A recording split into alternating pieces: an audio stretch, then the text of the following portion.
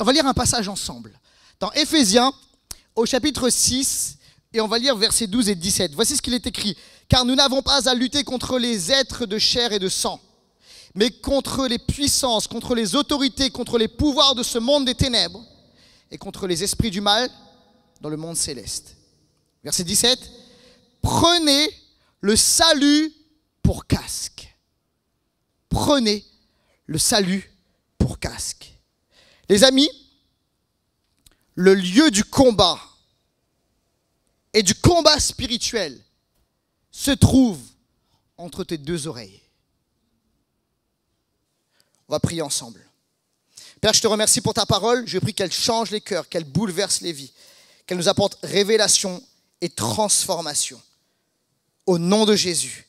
Et toute l'Église dit Amen. L'un de mes films préférés, c'est Inception. Je savais. Avec mon acteur préféré, c'est Leonardo DiCaprio. Le gars sait tout jouer, il est vraiment incroyable, vraiment très fort. Pour ceux qui n'ont pas vu le film, je vais spoiler. Bon, c'est un vieux film, tant pis pour vous. L'idée du film, c'est qu'il y a des gens qui placent des mensonges, des pensées, des mensonges dans le rêve d'autres personnes. Et en fait, ce rêve-là va structurer la pensée et l'intelligence de ces gens. Et la pensée, la pensée qui vient d'un mensonge qui a été placé dans un rêve va pousser à un certain comportement, va amener un certain comportement. L'idée, les amis, est que tu ne peux pas aller au-delà de tes pensées, de ton intelligence. Il y a un moment où ça va bloquer. Et je l'ai vu dans certaines situations, notamment dans des moments où on accompagne des gens dans des délivrances spirituelles. On a vu qu'il y a des structures de pensée, il y a une façon de voir, un mental qui parfois va littéralement bloquer la délivrance et la libération spirituelle. En fait, ton problème de délivrance est un problème d'intelligence. Ton problème de sanctification est un problème d'intelligence. Ton problème émotionnel est un problème d'intelligence. Ton problème d'identité est un problème d'intelligence. Et lorsque je parle d'intelligence, je ne parle pas de fait d'être plus intelligent, de bêtises ou pas. Je parle de la pensée, les amis. Et nous avons besoin de vivre le renouvellement de l'intelligence et de la pensée. Comme le dit Romains chapitre 12 au verset 2, ça apparaît à l'écran, on le lit ensemble. Ne vous conformez pas au monde actuel, mais soyez transformés par le renouvellement. Dites avec moi, renouvellement de l'intelligence, afin de discerner quelle est la volonté de Dieu, ce qui est bon, agréable et parfait. Il y a cette capacité de renouvellement d'intelligence qui nous vient de Dieu et qui nous donne cette capacité à discerner, à dire ça c'est bon et ça c'est pas bon, à pouvoir jauger et avancer dans la vie. Il y a tellement de chrétiens qui sont nés de nouveau, qui aiment Jésus, qui marchent avec Dieu, mais malheureusement qui n'ont pas vécu le renouvellement de l'intelligence. Et il y a un moment où ça bloque. Et le problème, c'est qu'on s'est parfois arrêté à la nouvelle naissance et on n'a pas été plus loin dans le processus de transformation de l'intelligence. Il y a des gens qui marchent avec Dieu, exercent même les dons spirituels, sont puissants avec le Seigneur, mais n'ont pas été renouvelés dans leur pensée, dans leur intelligence. Et ça crée un blocage tôt ou tard. Et les amis, on va voir aujourd'hui comment être transformé par le renouvellement de l'intelligence. Est-ce que vous êtes avec moi? C'est un message qui est très important aujourd'hui. Premièrement, le problème des forteresses de pensée. On va parler des forteresses de pensée parce qu'on doit commencer par là. 2 Corinthiens au chapitre 10, versets 4 à 5. Car les armes avec lesquelles nous combattons ne sont pas charnelles, mais elles sont puissantes par la vertu de Dieu, pour renverser des forteresses. Dites avec moi, forteresses. Oui, nous renversons des raisonnements et toute hauteur qui s'élève contre la connaissance de Dieu et nous les amenons captives à l'obéissance de Christ. Nous amenons toute pensée captive à l'obéissance de Christ. Alors, on va parler des forteresses de pensée. Mais c'est quoi les forteresses de pensée? Ça va apparaître à l'écran. Les forteresses de pensée sont des raisonnements ancrés au plus profond de notre être. Ces raisonnements sont si puissants qu'ils nous poussent à rejeter ce qui pourrait les contredire, même les promesses de Dieu. Donc, ce sont des raisonnements ancrés au plus profond de notre être. Et ces raisonnements sont puissants et nous amène même à nous opposer aux promesses et aux paroles de Dieu. Alors, on va entrer un peu dans le détail. Il faut commencer par expliquer quelques notions. La première notion dont je voudrais parler, c'est la notion de structure. Notre pensée est structurée d'une certaine façon. On pense comme on pense parce qu'on a été formé, forgé, moulé d'une certaine façon. C'est ce qu'on appelle les structures de pensée. Ce n'est pas inné. Des fois, on dit « Ah, je pense comme ça parce que c'est moi, j'ai décidé de choisir de penser de cette manière. » Non. Il y a une série d'événements qui a structuré. C'est comme une maison. C'est comme des fondations, une structure d'une maison. Ça a structuré notre être et la façon dont on pense et la façon dont on agit. Alors, ça peut être quoi? Ça peut être l'environnement dans lequel on a grandi, l'environnement familial, l'environnement des amis. C'est évidemment les relations, c'est l'éducation qu'on a eue, c'est la culture dans laquelle on a évolué, c'est l'affection, les affections qu'on a reçues ou qu'on n'a pas reçues. Ça nous structure ou ça nous structure mal. Ça peut être les paroles. Des paroles valorisantes, des paroles de Dieu, ça nous structure d'une bonne façon. Les paroles de mort, ça nous détruit et ça nous structure d'une mauvaise façon. Et en fait, chaque être humain a été structuré plus ou moins bien selon le contexte dans lequel on a évolué, selon ce qu'on a pu vivre, des fois les traumatismes, les drames de la vie, etc. Ça nous a structurés et on est plus ou moins bien structuré. OK ? Essayez d'imaginer une maison, je l'ai dit, avec sa structure, avec des fondations. Puis parfois, vous savez, dans les maisons, il y a des failles. OK ? Il y a des fissures qui apparaissent. C'est un problème souvent de structure. Et dans la vie, c'est la même chose. Des fois, on voit des failles qui ressortent dans notre vie ou dans la vie des gens qui sont autour de nous et on dit d'où ça vient, pourquoi, etc. C'est un problème de structure de pensée. Et alors, pour certains, vous avez grandi dans un environnement favorable. Peut-être avec le Seigneur, dans une bonne famille, une famille chrétienne, etc. Et vous avez été bien structuré. Mais malgré tout, puisqu'on est imparfait, il y a quand même des choses à corriger. Il y a quand même des choses à restructurer. Puis pour certains, vous avez vécu parfois dans des situations qui sont difficiles, compliquées, et la structure de pensée est abîmée, la structure de votre être intérieur, de votre intelligence, de votre façon de voir, et comment dirais-je, dans tous les sens, littéralement déstructurée, avec des failles, avec des fissures. Mais la bonne nouvelle, c'est que Dieu restaure et qu'il guérit. Quelqu'un a dit amen à ça, on va voir ça. Donc on parle des structures. Je voudrais expliquer une autre notion, c'est la notion de sécurité. Alors les sécurités, c'est tout ce qu'on va mettre en place pour combler les failles de la structure. Okay ?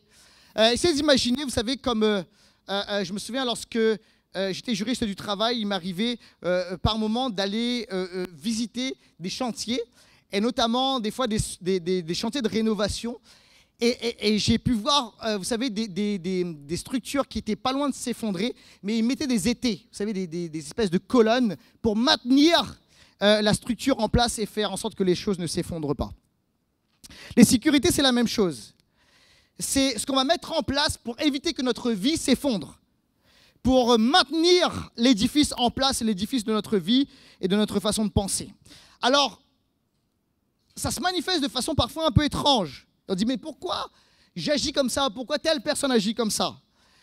Ces sécurités, parfois, ça veut prendre la forme de repli. Des gens qui vont se replier sur eux-mêmes, éviter d'être ouverts, éviter d'être, comment dirais-je, de laisser de la place aux autres, et on se replie parce qu'on a peur et on place des sécurités. Il peut y avoir effectivement des peurs, des phobies, c'est des sécurités. Pour certains, ça peut être des troubles alimentaires. On a besoin de cela pour combler quelque chose, pour essayer de se sécuriser intérieurement. Ça peut être des troubles du comportement, des troubles parfois, je ne dis pas que c'est toujours le cas, c'est toujours à cause de ça, mais il peut y avoir des troubles mentaux qui sont dus littéralement à un problème de sécurité. Parce que l'édifice est fragilisé et on ajoute ce qu'il faut pour essayer de survivre. Alors, après avoir expliqué cette notion de structure et de sécurité, il y a cette troisième notion. C'est la notion de forteresse. Les forteresses sont des raisonnements. des super sécurités, qu'on va placer comme des murs de protection pour éviter à nouveau d'être blessé, d'être déçu. Et ces forteresses, ces murs de protection sont tellement épais qu'ils sont difficilement pénétrables, même pour les promesses de Dieu, même pour la parole de Dieu, même pour ce que Dieu a pour nous. Alors, ça nous protège. Ça nous protège des gens qui sont malveillants. Ça nous protège des blessures. Mais le problème, c'est que ça nous protège, mais ça nous enferme également. Et ça nous empêche de vivre pleinement, de vivre notre destinée, de vivre les projets de Dieu, de vivre l'amour de Dieu, l'amour du Père et la présence du Saint-Esprit. Et les amis, Dieu, parce qu'il est amour et il est tendre, veut faire tomber dans notre vie les forteresses de pensée. Et il veut que nous puissions amener toute pensée captive à l'obéissance de Christ. Oui, tu as été blessé. Oui, tu as été déçu. Oui, on t'a fait du mal. Et je ne te dis pas de t'ouvrir à tout le monde, mais je t'appelle à t'ouvrir à l'amour extraordinaire de Dieu. Parce que même si nous sommes infidèles, lui demeure fidèle. Il ne te décevra jamais. Il veut te guérir. Il veut te reconstruire. Il veut, recoller les failles et les fissures de ta vie. Il veut restructurer ce qui a été mal structuré dans ta vie. Parce qu'il est fort, parce qu'il est amour. Et tu dois faire ce travail d'amener tes pensées captives à l'obéissance de Christ. Alors aujourd'hui, on va faire tomber les forteresses de pensée dans le nom de Jésus. Alléluia. Est-ce que vous êtes avec moi, Église? On va continuer.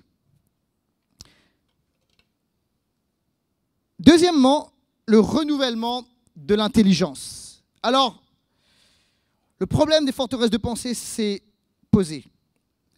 Maintenant, on va aller un peu plus loin. Et je voudrais parler deuxièmement du renouvellement de l'intelligence. Touche ton voisin, parle à ton voisin, dis-lui, tes pensées doivent être renouvelées. Dis ça à ton voisin, ta voisine.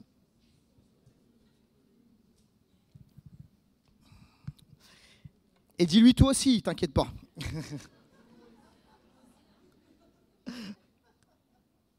Alors, parlons un peu de cela. C'est un processus obligatoire. Parfois, c'était oublié. On a souvent dit, vous savez, et on est charismatique, alors des fois on pense que c'est un coup d'imposition des mains et puis tout change. Moi, je crois dans la puissance de l'imposition des mains. Je crois dans la puissance, vous savez, de la transmission spirituelle par le Saint-Esprit. Je crois à cela. Il y a des miracles et des choses puissantes qui se produisent. Mais on ne peut pas échapper au processus et au cheminement. Et à notre propre responsabilité. Il y a des choses qu'on doit faire avec Dieu, mais qu'on doit faire quand même. Alors, comment avoir notre pensée renouvelée? Comment être restructuré dans notre pensée, notre intelligence? On va voir ça ensemble, puisque le Seigneur dit soyez transformés par le renouvellement de l'intelligence, afin de pouvoir discerner, afin de pouvoir jauger, afin de pouvoir bien cerner les choses, jauger les choses avec la pensée de Dieu. Alors, ça commence avec la vérité de la parole de Dieu. C'est la base, les amis. La parole de Dieu, les Écritures, la Bible, c'est la base. Alors, certains disent, peut-être, vous n'avez pas ou jamais ouvert la parole de Dieu. Je vous invite à vous procurer une Bible, on peut vous en donner une, c'est la base, d'accord? Et de commencer à ouvrir ce livre, non seulement à traverser ce livre, mais à laisser le livre vous traverser également. Quelqu'un dit amen à cela. Mais je vous invite à ne pas seulement lire la Bible. On a un problème, c'est vous savez, en tant que chrétien, on lit la Bible. Vous savez, c'est quoi le problème, Laurent? Le problème, c'est qu'on lit. Parce que ce n'est pas suffisant. Vous savez qu'en fait, les Juifs, les Hébreux, ne faisaient pas simplement, les Juifs ne font pas seulement lire la Bible. Ils vont plus loin que ça. Vous savez ce qu'ils font? Ils méditent la Bible. Ce n'est pas pareil de méditer et de lire. De lire, tu lis dans ta tête, etc. Puis tu fermes le livre et tu vas ailleurs. Méditer, ce n'est pas pareil. Déjà, méditer, avec cette dimension de méditer, c'est à haute voix. Vous savez, on dit la parole de Dieu. Donc la parole le livre doit être parlé. Lorsque vous lisez la Bible, entre guillemets, faites-le à haute voix. Je n'ai pas dit qu'il faut réveiller tout le quartier, d'accord? Mais prononcer, il faut que ce soit verbalisé. D'accord? La parole doit être parlée. Et il faut la méditer. Et le mot méditer est très intéressant. En hébreu, le mot méditer, c'est hagar. Et le mot Hagar, en hébreu, ça veut dire méditer, mais ça veut dire plus que ça. Ça veut dire prononcer.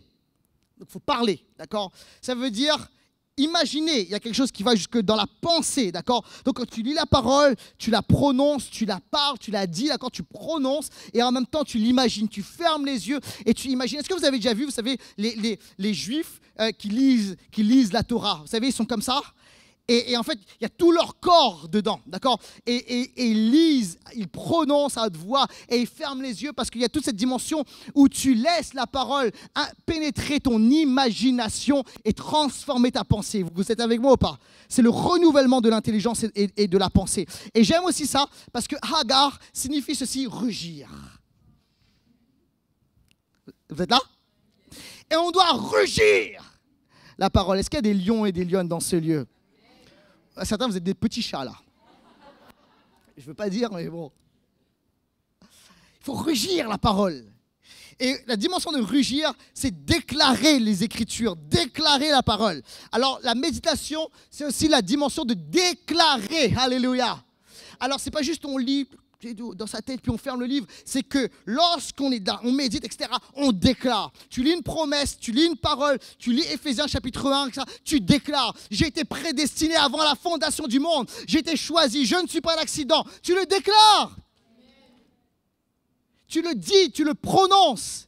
Et les amis, c'est important, vous savez, d'avoir une confession de foi, une déclaration sur Dieu. Voici qui est Dieu, voici comment est Dieu, etc. D'avoir une théologie saine, une doctrine saine sur Dieu. Mais est-ce que, je vais le dire de cette manière, est-ce que tu as une doctrine saine sur ta vie? Est-ce que tu as une déclaration de foi sur ta vie? Est-ce que tu prononces, selon les Écritures, des promesses de Dieu sur ta vie? Parce que, tu sais quoi? Les gens, ta pensée a été structurée parce que tu as entendu des paroles de mort sur ta vie. Peut-être dans ton enfance, et ça a structuré ta pensée. Mais maintenant, tu dois amener un shift et tu dois remplacer ces paroles de mort par des paroles de vie qui viennent de la parole de Dieu, des Écritures. Et alors, ce que tu as entendu, tu le remplaces par ce que dit la parole, mais il faut le verbaliser, le déclarer, le prononcer au nom de Jésus. Alléluia. Vous savez, moi, j'ai ma confession de foi sur Dieu, mais j'ai aussi des promesses, une déclaration sur ma propre vie. Et régulièrement, je reviens dessus, je déclare et je proclame et je dis cela. Alléluia. Et vous savez ce que ça produit en moi? Ça produit un feu, ça change ma pensée. Des fois, je suis là, tu sais, je suis down, je suis fatigué, etc. Et quand je prononce ça, c'est la puissance de la parole qui est proclamée. Ça crée un feu dans ma vie. Alléluia. Alors, tu commences à déclarer, je ne suis pas la queue, mais je suis la tête au nom de Jésus-Christ. Le Seigneur me donnera du succès dans mes entreprises. Alléluia. Si Dieu est avec moi, qui sera contre moi? Ça commence à changer. Il y a un shift qui s'opère dans ta pensée, dans ton intelligence et dans ta mentalité. Alléluia. Est-ce que vous êtes avec moi, Église? Alors, je veux aussi dire ceci, parce que je vais être vrai avec vous. Et comme dit Pasteur Jean, je ne veux pas faire du fake, comme il a dit à la fin. Ça prend du temps. C'est un processus. C'est un cheminement. Ça veut dire quoi? Ça veut dire qu'il faut persévérer. Des fois, on est là, tiens, je l'ai fait. J'ai dit, ça ne marche pas, Laurent. Tu l'as fait combien de fois? Oh, je l'ai fait 2 jours. Puis, écoute, pendant 20 ans, tu as entendu des paroles de mort. Et là, toi, tu es là en 2 jours et puis tu es fatigué. Tu sais, le diable ne se fatigue pas comme ça. Hein, parce que si en 2 jours, tu es fatigué, lui, il va continuer à te bombarder. Alors, tu dois continuer à proclamer et à dire. C'est un processus, c'est un cheminement. Mais des fois, ça va prendre des mois, des fois des années. Mais écoute-moi bien, je peux te dire quelque chose. C'est que tu seras transformé dans ta mentalité, dans tes pensées, dans ton intelligence, par la puissance de la parole de Dieu. Que quelqu'un dise amen à cela. Alors, la vérité de la parole de Dieu. Ensuite, pour le renouvellement de l'intelligence, il faut la révélation du Saint-Esprit. Est-ce que tu dialogues avec le Saint-Esprit? Le Saint-Esprit peut être ton meilleur ami. Jésus était sur la terre il y a 2000 ans, mais il est retourné vers le Père. Et aujourd'hui, c'est Dieu, le Saint-Esprit, qui est avec nous sur la terre. Et le Saint-Esprit veut être ton ami. Il veut être ton compagnon d'œuvre. Il veut cheminer avec toi. Il veut avancer avec toi. Alléluia. Et c'est important de dialoguer avec le Saint-Esprit. Et le Saint-Esprit peut t'aider dans ce renouvellement de l'intelligence. Et je t'invite à entrer dans un dialogue avec le Saint-Esprit. On a parlé de sécurité. Il y a des sécurités en toi, mais ça se manifeste, par exemple, sous forme de peur, de phobie. Prends un temps, au calme. Tu mets ta louange préférée. tu prends un temps relax et tu dialogues avec le Saint-Esprit. Et tu lui dis, Saint-Esprit, prends le temps, hein, parle à la va-vite. Saint-Esprit, peux-tu me dire d'où vient cette peur en moi? Il y a des mensonges dans ta vie, sur ton identité, tu le sens. Tu demandes au Saint-Esprit, Saint-Esprit, montre-moi d'où viennent ces mensonges. Montre-moi peut-être juste les mensonges, peut-être que je n'ai pas conscience, mais montre-moi les mensonges sur mon identité. Et de ce cas, le Saint-Esprit va te parler. Il va te parler parfois par une image, il va te parler par une pensée, il va te parler par quelque chose, d'accord? Il va te parler. Et lorsqu'il t'a parlé, c'est ce que tu fais? Tu brises cela. Tu amènes la repentance. Et la repentance, c'est pas je suis nul, etc. Non, c'est pas ça la repentance. La repentance, c'est un changement, c'est un demi-tour. D'accord? Et en fait, c'est te réaligner avec la pensée de Dieu, avec la parole de Dieu. Alors, tu amènes la repentance, tu brises les mensonges, tu brises, etc. Et tu reçois la vérité du Seigneur. Alléluia. On doit avoir ça. Parce que c'est le fait de déposer nos encombrants quelque part. Dans notre résidence, on a quelques problèmes avec les encombrants. En fait, il y a des gens qui mettent leurs encombrants n'importe où, n'importe quand.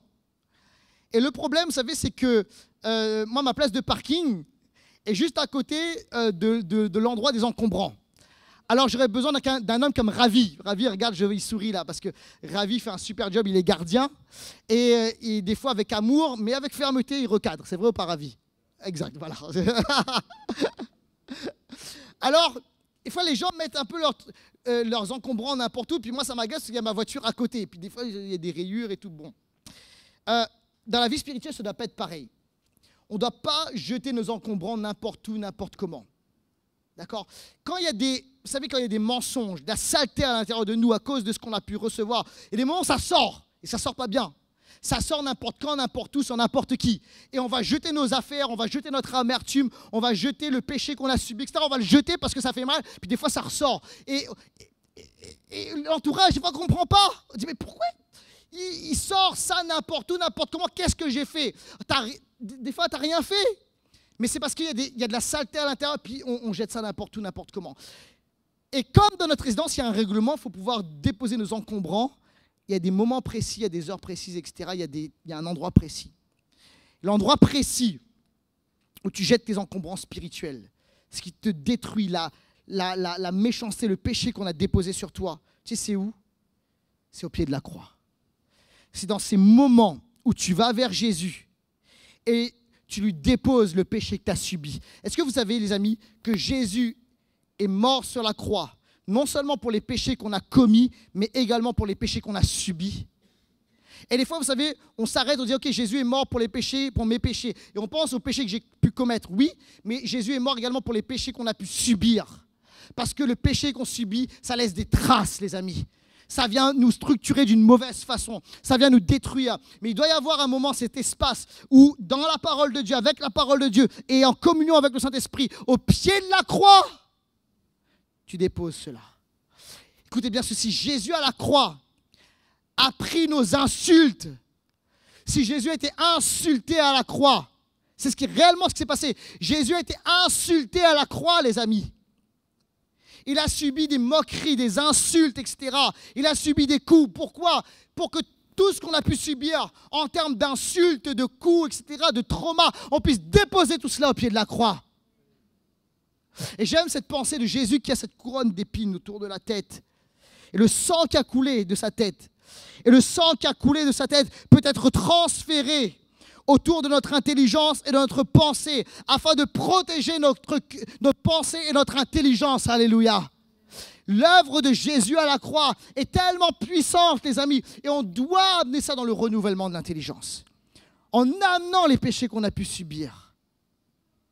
Alléluia. Est-ce que vous êtes avec moi, Église? Alors il faut apporter à Jésus et ne pas les garder. Et ça, si tu le vis, si tu le fais assez longtemps, et si tu persévères, écoute-moi bien, tu vas vivre une métamorphose, un changement. Tu n'es pas obligé de vivre toute ta vie avec ce que tu as pu subir. Tu n'es pas obligé de vivre toute ta vie avec ces peurs. Tu n'es pas obligé de vivre toute ta vie avec ce repli. Tu n'es pas obligé de vivre toute ta vie avec cela. Tu peux être métamorphosé par le renouvellement de l'intelligence. Alléluia. Et des gens il y a des gens que je vous connais depuis longtemps. Certains, vous êtes arrivés à Impulsion il y a quelques années et j'ai vu comment, pour certains, vous étiez détruits, piétinés par la vie, par Satan. Et pour certains, en fait, sans vous en rendre compte, il y a des gens qui se disent, mais t'as changé. Tu parles plus comme il y a quelques années. Tu n'as plus le même discours.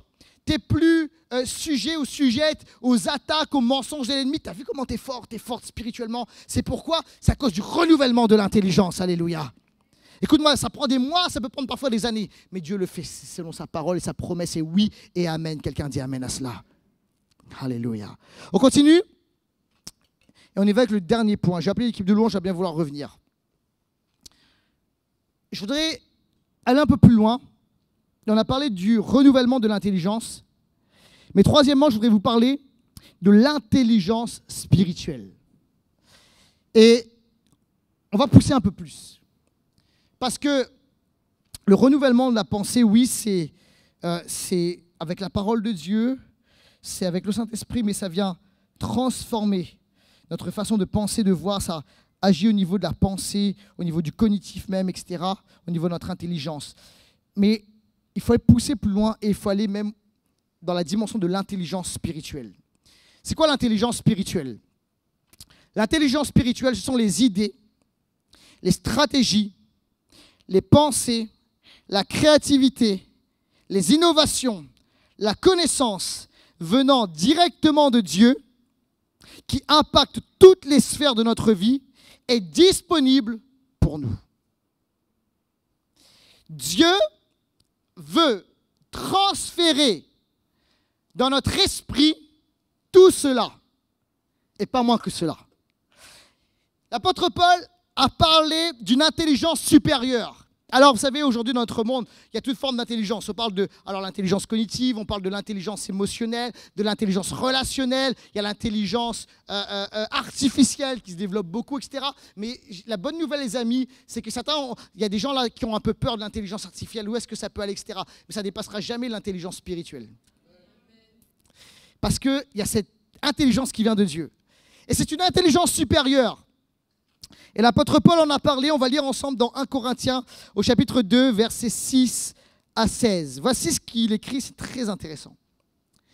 C'est pourtant bien une sagesse que nous enseignons parmi les hommes mûrs, mais une sagesse qui n'est pas de ce temps, ni des chefs de ce temps, qui sont voués à la destruction. Non, nous annonçons la sagesse de Dieu, mystérieuse et cachée. Celle que Dieu, avant tous les temps, avait préparée d'avance pour notre gloire. J'aime ça. Vous savez, Dieu est glorieux, sa gloire est au-dessus de tout, mais Dieu veut aussi qu'on vive bien, qu'on avance bien, etc. Il veut aussi notre gloire, c'est écrit dans les Écritures. Ça ne veut pas dire qu'on se glorifie, ça ne veut pas dire qu'on est orgueilleux, mais il veut qu'on sorte de la médiocrité. Et alors, il nous donne cette sagesse, on continue ensemble. Cette sagesse, aucun des chefs de ce temps ne l'a connue, car s'il l'avait connue, il n'aurait pas crucifié le Seigneur de la gloire. Mais comme il est écrit, ce que l'œil n'a pas vu, ce que l'oreille n'a pas entendu, ce qui n'est pas monté au cœur de l'homme, Dieu l'a préparé pour ceux qui l'aiment. Or, c'est à nous, dis avec moi, c'est à nous, que Dieu l'a révélé par son esprit, car l'esprit examine tout, même les profondeurs de Dieu. J'aime ça. Le Saint-Esprit, l'Esprit de Dieu examine tout, même les profondeurs de Dieu. Il connaît la pensée de Dieu, la sagesse de Dieu, l'omniscience de Dieu, la science de Dieu. Le Saint-Esprit connaît tout cela. En effet, qui parmi les hommes connaît les pensées de l'homme si ce n'est l'esprit de l'homme qui est en lui? De même, personne ne peut connaître la pensée de Dieu si ce n'est l'esprit de Dieu. Or, nous n'avons pas reçu l'esprit du monde, mais l'esprit qui vient de Dieu. Au verset 16. En effet, qui a connu la pensée du Seigneur et pourrait l'instruire? Or, nous avons la pensée de Christ. Alléluia. Alors, l'apôtre Paul parle d'une intelligence supérieure, du Saint-Esprit qui va prendre de la sagesse de Dieu, de l'intelligence de Dieu. Et il dit, on a cette pensée-là, on a l'esprit, etc. Mais comment ça marche? Comment on reçoit toute cette dimension-là? Alors comment ça marche? Ça marche d'esprit à esprit. On n'est plus juste dans le cognitif, on n'est plus juste dans le cérébral, on est dans la dimension de l'esprit avec un grand E, le Saint-Esprit. Est-ce que vous êtes avec moi? Sur notre esprit avec un petit E, l'esprit humain. Et on lit ceci ensemble. C'est très important. Éphésiens, chapitre 4, versets 21 à 23. Il est écrit ceci. C'est en lui, Jésus, que vous avez été instruits à vous dépouiller, eu égard à votre vie passée du vieil homme qui se corrompt par les convoitises trompeuses. Il dit ceci, être renouvelé dans l'esprit de votre intelligence. Il n'est pas dit être renouvelé dans votre intelligence, comme ce qu'on a lu dans Romains chapitre 12. Il est dit être renouvelé dans l'esprit de votre intelligence. Cela veut dire, mais c'est pareil. Non, c'est pas écrit pareil, c'est que c'est pas pareil. C'est l'apôtre Paul qui a écrit les deux passages. Et l'apôtre Paul, dans ce passage, a choisi de mettre dans Éphésiens que Jésus veut nous renouveler dans l'esprit de notre intelligence. Il parle ici pas simplement de l'intelligence cognitive, il parle ici de l'esprit, de notre esprit. L'être humain est corps, âme et esprit. Ok ? Et l'esprit est cette partie spirituelle de l'être humain qui a été réveillée lors de la nouvelle naissance. Or, cet esprit a besoin et doit être nourri et alimenté. Comment ? Par qui ? Par le Saint-Esprit. Et c'est là où intervient l'intelligence spirituelle. On a lu ensemble auparavant, dans 1 Corinthiens chapitre 2, que le Saint-Esprit, l'Esprit de Dieu, puise dans les profondeurs de Dieu, dans la connaissance de Dieu, dans la science de Dieu. Et la science de Dieu, la connaissance de Dieu est inépuisable. Il sait tout sur tout. Il connaît le passé, le présent, le futur. Il est bien plus fort que Wikipédia ou que, comment s'appelle le truc là, ChatGPT. Et alors, ce qui se passe, c'est que l'Esprit de Dieu va puiser dans les profondeurs de Dieu. Et ce qu'il fait, c'est qu'il connecte avec notre esprit et il déverse en nous la science de Dieu. Alléluia. Alors ça, vous dites, c'est génial, Laurent. Et ça, c'est pourquoi ? C'est pour les versets bibliques, la théologie, etc. Oui, c'est pour tout cela. Mais écoute-moi bien, Dieu, tu ne dois pas le bloquer dans une sphère. Parce que Dieu est créateur de toutes choses. Alléluia. Il a tout créé en détail. C'est lui le créateur des cieux, de la terre et de l'univers. La Bible dit ceci dans Genèse, c'est que Dieu a créé les cieux et la terre. Et cette expression en hébreu signifie que Dieu a tout créé de A à Z. Et s'il a tout créé de A à Z, il veut nous apporter la science et la connaissance de A à Z. Le problème, les amis, c'est que dans notre carcan religieux, on a segmenté la connaissance de Dieu à, vous savez, certaines choses. Or, Dieu veut nous révéler plein de choses. Il veut libérer en nous des idées, des innovations, des pensées. Il veut nous donner des clés là où ça bloque dans notre vie. Et ça, c'est l'intelligence spirituelle. C'est un autre niveau d'intelligence. C'est un autre niveau de savoir. On peut avoir l'intelligence de Dieu par le Saint-Esprit sur des situations précises qui nous bloquent, qui nous empêchent d'avancer. Vous savez, c'est comme un smartphone. Des moments, tu sais, pour quand tu prends l'avion, etc., tu arrives dans un endroit où tu ne peux pas utiliser la 4G ou Wi-Fi ou tout ça. Tu sais, c'est super embêtant parce que tu as un super téléphone, d'accord, qui est top, mais tu vois tout de suite que ce téléphone est limité. Tu ne peux pas utiliser certaines applications, tu ne peux pas faire certaines choses, etc. Des fois, tu ne peux pas écouter ta musique. Et tu vois, ce super téléphone qui est intelligent est limité parce qu'il n'y a pas de connexion. Et nous, parfois, on est des chrétiens, on est comme ça. On est comme ce smartphone. Il y a des capacités extraordinaires en nous parce que Dieu a créé en nous, on est de belles créatures. D'accord ? Dieu nous a créé avec des capacités.